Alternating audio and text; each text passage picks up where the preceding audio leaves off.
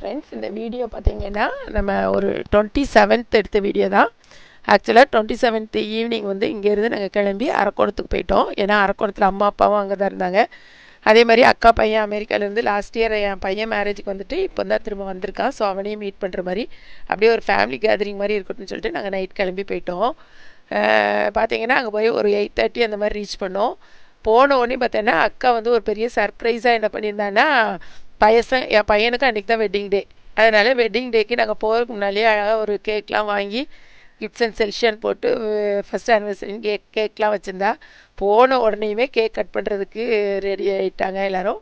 கேக்கெல்லாம் cut பண்ணி பார்த்திங்கன்னா ஒருத்தருக்கு ஒருத்தர் மாற்றி ஊட்டிட்டு எங்களுக்கு அது எதிர்பார்க்கவே இல்லை. பிள்ளைங்களுமே அதை எதிர்பார்க்கவே இல்லை. போன உடனே ஃபஸ்ட்டு எல்லாேருக்கும் அதுதான் கேக் கட்டிங் நடந்து எல்லாேருக்கும் கொடுத்தாங்க. அம்மா அப்பாவும் ஊர்லேருந்து வந்திருக்காங்கன்னு சொன்ன பார்த்தீங்களா. பிள்ளைங்க வந்து அம்மாவுக்கும் அப்பாவுக்கும் கேக் கொடுத்துட்டு ஒரே சத்தமும் ஒரே கத்தலுமாக தான் இருந்துச்சு. பட் என்னென்னா இதெல்லாம் வந்து வீடியோவில் உங்களுக்கு தெரியாது. நாங்கள் பேசினது ஒரே ஜாலியாக பேசிட்டு அது ஒரு நல்ல ஒரு ஹாப்பி மூமெண்ட்டாக இருந்துச்சு. பிள்ளைங்களும் எதிர்பார்க்காம அது பண்ணோடனே பிள்ளைங்களுக்குமே ஒரு ரொம்ப சந்தோஷமாக இருந்துச்சு.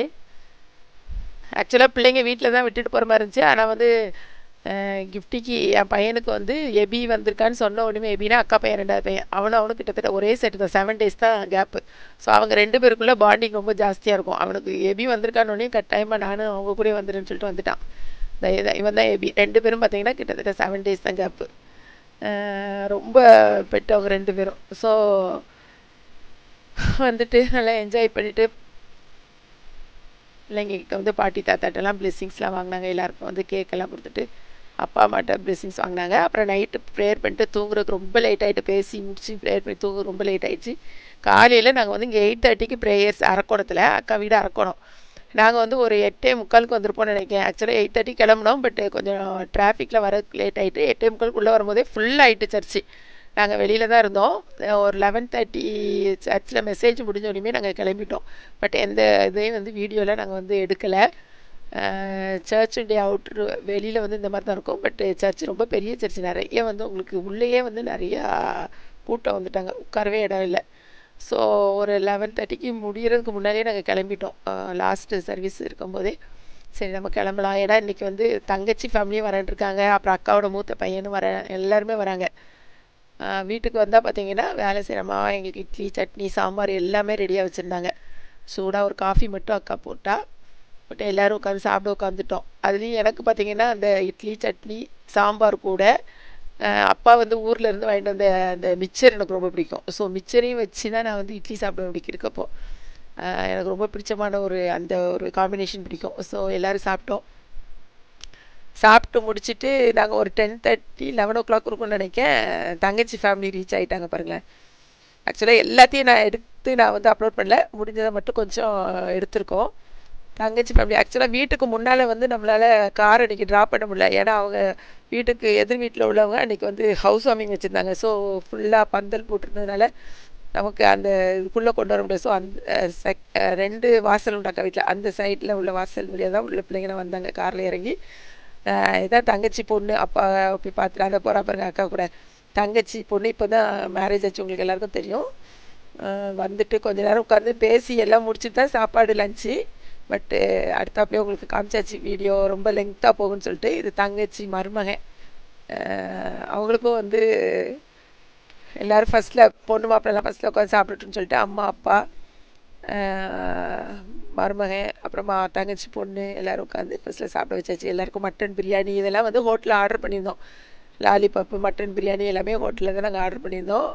பட் வீட்டில் வந்து என்ன பண்ணாங்கன்னா சிக்கன் 65 வந்து வீட்டில் பண்ணுறது. அப்புறமா பாயாசம் வச்சுருந்தோம். சைட் டிஷ்ஷஸ்லாம் நிறைய வச்சாங்க. செம்ம சூப்பரான ஒரு விருந்து அக்கா கொடுத்த எல்லாேருக்கும். எல்லோரும் உட்காந்து சாப்பிட்டுட்ருக்காங்க பாருங்கள்.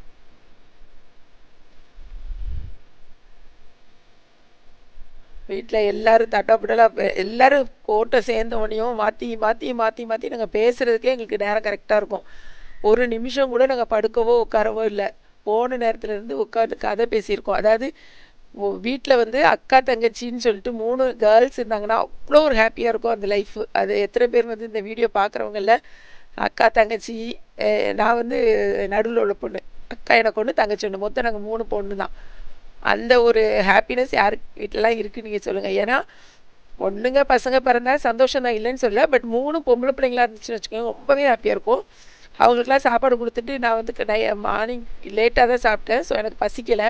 இருந்தாலும் அடுத்து இவங்களுக்குலாம் செய்யணும், அதுக்கு முன்னாடி நம்ம சாப்பிட்றோன்னு சொல்லிட்டு தங்கச்சி நானும் ஒரு பிளேட்டு போட்டு வந்து சென்ட்ரு ஹாலில் மெயின் ஹாலில் உட்காந்து எல்லாரும் கூடயும் கதை பேசிக்கிட்டே உட்காந்து சாப்பிட உட்காந்தாச்சு. நாங்கள் அங்கே ஒரு பக்கம் சாப்பாடு இருந்துகிட்ருக்கு, இங்கே ஒரு பக்கம் நாங்கள் சாப்பிட்டு முடித்தோம்.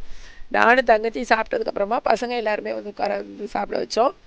ஸோ எல்லாருக்குமே என்ஜாய் பண்ணி சாப்பிட்டாங்க. இதில் என்னென்னா நூடுல்ஸ் வேறு வாங்கியிருந்தாங்க.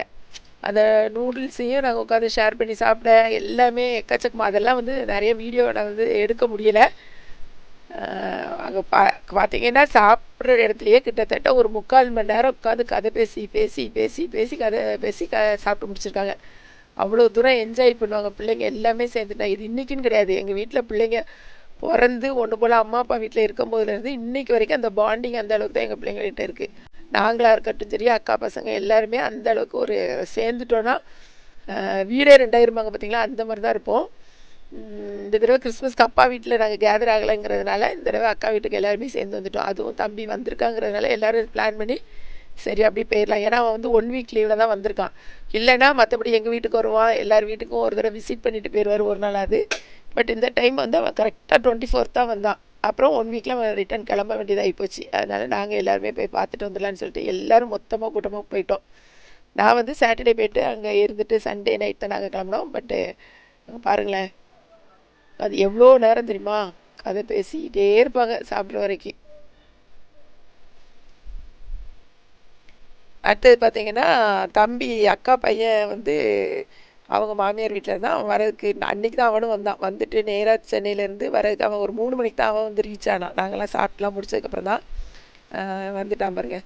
அவனும் வந்து இறங்கிட்டான். அவன் எல்லோரும் அவனை வரவேற்கிறதுக்கு பிள்ளைங்க எல்லோரும் போயாச்சு.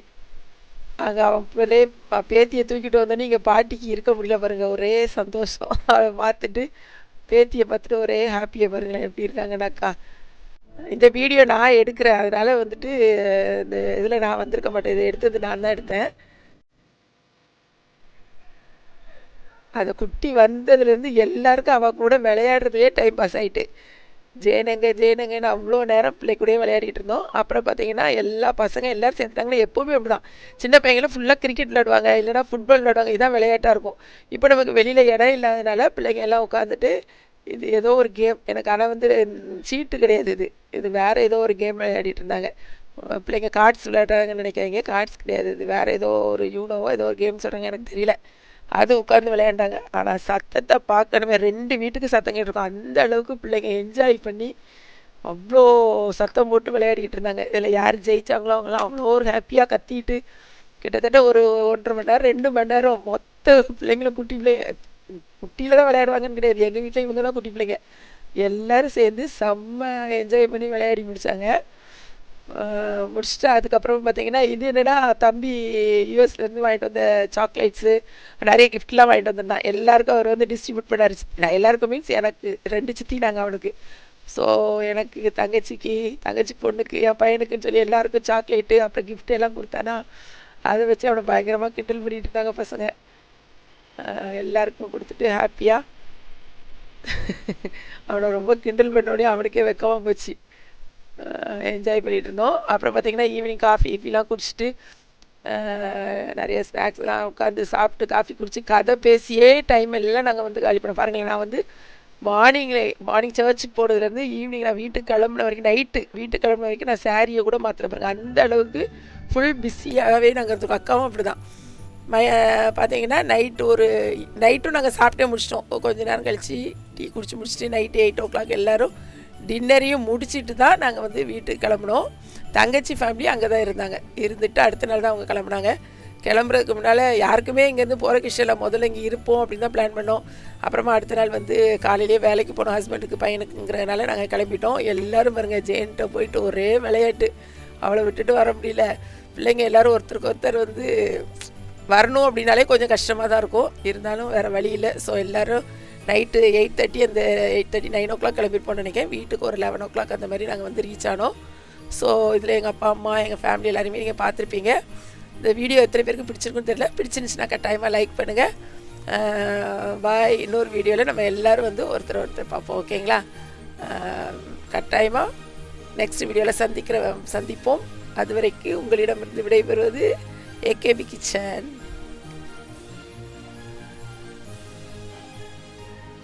தேங்க்யூ.